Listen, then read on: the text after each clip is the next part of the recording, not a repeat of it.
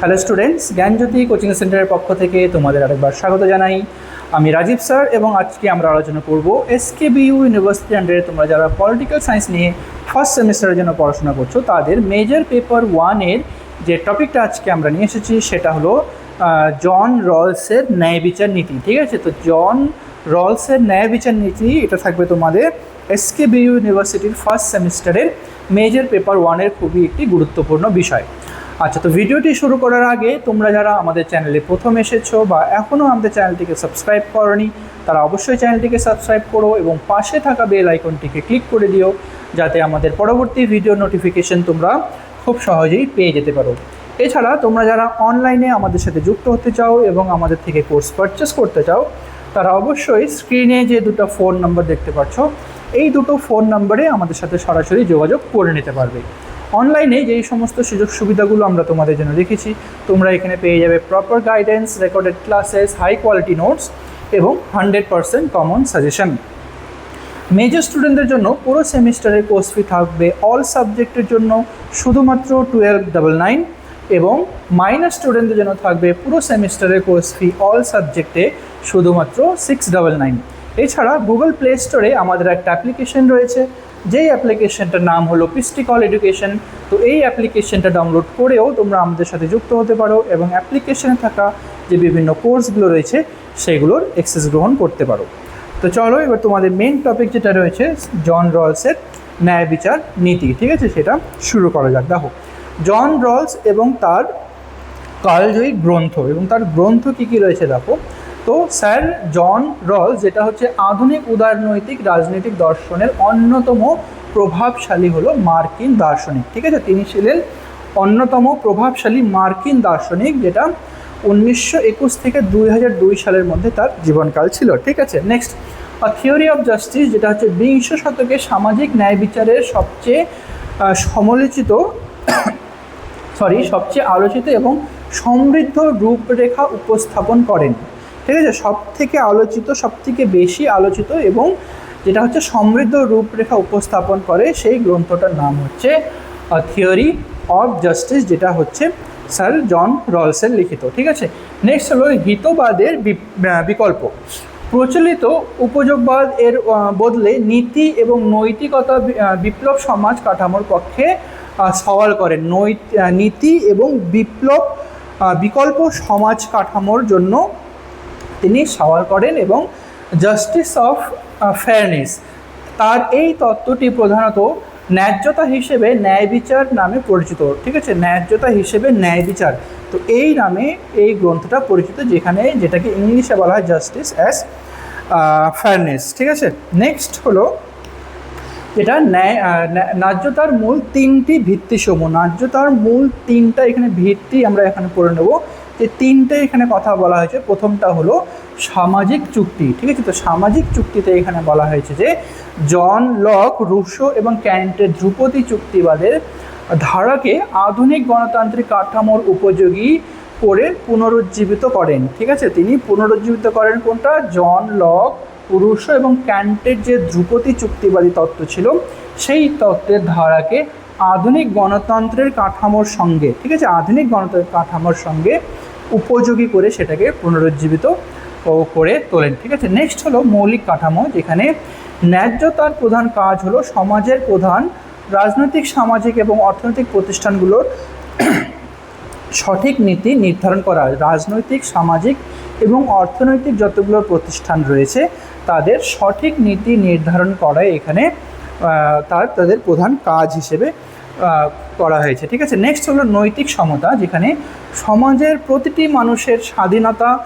স্বাধীন, যুক্তিবাদী এবং সমান নৈতিক ক্ষমতার অধিকারী হিসেবে ন্যায়সঙ্গত অধিকার দাবি করতে পারেন। ঠিক আছে, আচ্ছা, নেক্সট হলো কাল্পনিক আরি অবস্থা।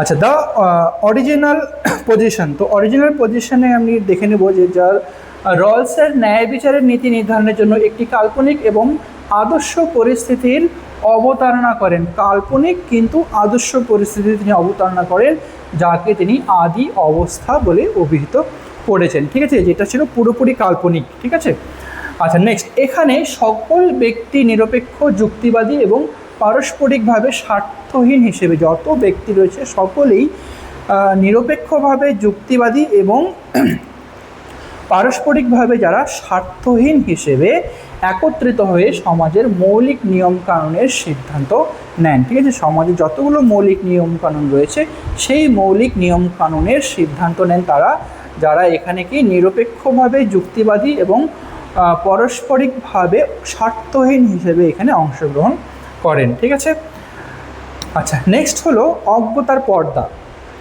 অজ্ঞতার পর্দা এখানে বলা আছে, অজ্ঞতার পর্দার স্বরূপ আমরা দেখে নেব, যেখানে আদি অবস্থার অংশগ্রহণকারীদের উপর একটি অজ্ঞতার পর্দা চেপে থাকে। ঠিক আছে, যারা আদি অবস্থায় অংশগ্রহণকারী ছিল, ঠিক আছে, আগের থেকে তাদের উপরে একটা অজ্ঞতার পর্দা চেপে থাকে, ফলে কেউ জানে না সমাজে তার নিজের অবস্থা, শ্রেণী, ধর্ম, বর্ণ বা প্রতিভা বা স্বাস্থ্য কেমন হবে। ঠিক আছে, কেউ জানে না, কিন্তু তারা তবুও সমাজের মধ্যে তারা কাজ করে থাকে। উদ্দেশ্য, নেক্সট রয়েছে উদ্দেশ্য এবং সুফল। নিজস্ব ব্যক্তিগত সুবিধাবাদী স্বার্থ না জানার ফলে, ঠিক আছে, তারা ব্যক্তিগত সুবিধা না জানার ফলে কি হয়, অংশগ্রহণকারীরা এমন নীতি বেছে নেবেন যা সমাজের সবচেয়ে সুবিধাবঞ্চিত মানুষের জন্য সর্বোচ্চ সুফল এবং নিরাপত্তা নিশ্চিত করবে। যেহেতু তারা নিঃস্বার্থভাবে এখানে অংশগ্রহণ করে সমাজের নিয়ম কানুনগুলোকে বানায়, তার জন্য তারা নিজেদের স্বার্থ না জেনে বা না জানার ফলে কি এমন নীতি বেছে নেন যেখানে সমাজের সবথেকে বেশি উন্নতি হতে পারে। ঠিক আছে, আর নেক্সট হলো ন্যায় বিচারের মূল নীতি কী রয়েছে। এখানে ন্যায় বিচারের মূল দুটো নীতির কথা এখানে বলা হয়েছে।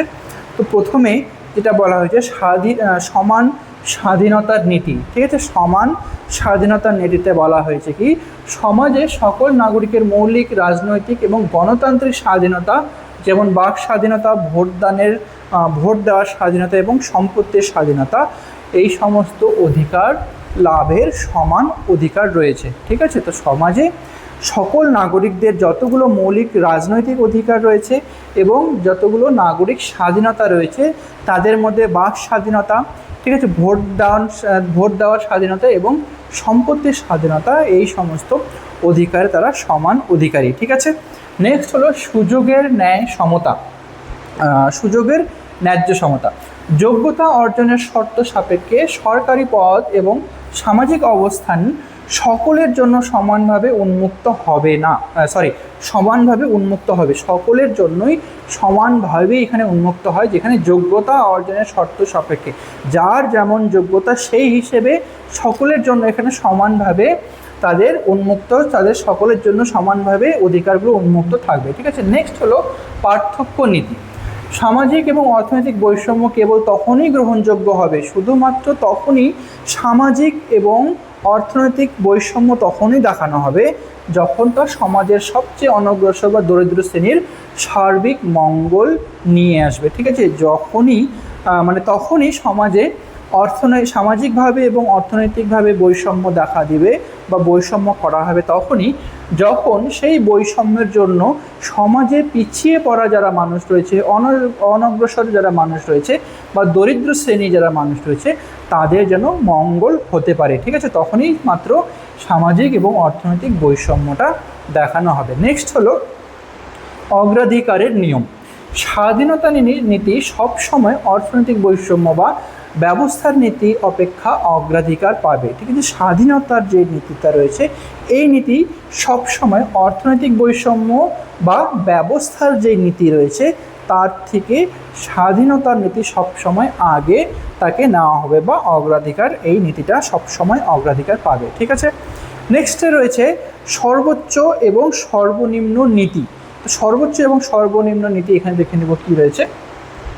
তো সবচেয়ে দুর্বল শ্রেণীর সুরক্ষার চাবিকাঠি, সমাজে সবথেকে যে দুর্বল শ্রেণী রয়েছে তাদের সুরক্ষার চাবিকাঠি হিসেবে এখানে বলা হয়েছে যে অজ্ঞতার পর্দার পেছনে থাকা যুক্তিবাদী মানুষ ঝুঁকির ক্ষেত্রে সর্বনিম্ন সম্ভাব্য ক্ষতি এড়ানোর কৌশল গ্রহণ করে। সর্বনিম্ন যে ক্ষতি রয়েছে সেই ক্ষতিটাকে এড়ানোর জন্য বা এড়িয়ে যাওয়ার জন্য যথেষ্ট কৌশল গ্রহণ করে থাকে।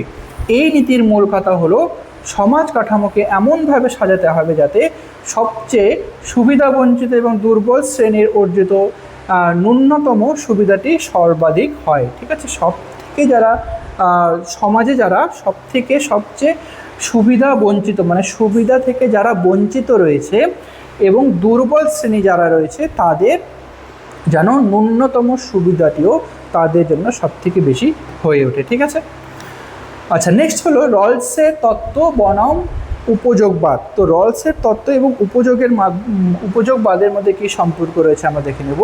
তো তুলনার মধ্যে যেটা মূল লক্ষ্য, রলসের ন্যায় বিচার তত্ত্বের যে মূল লক্ষ্যটা ছিল সেটা হলো ব্যক্তি অধিকার এবং ন্যায্যতার নীতি নিশ্চিত করা। ঠিক আছে, রলসের হিসেবে ব্যক্তির অধিকার এবং ন্যায্যতার যে নীতিটা, সেই নীতি নিশ্চিত করা ছিল তার মূল লক্ষ্য।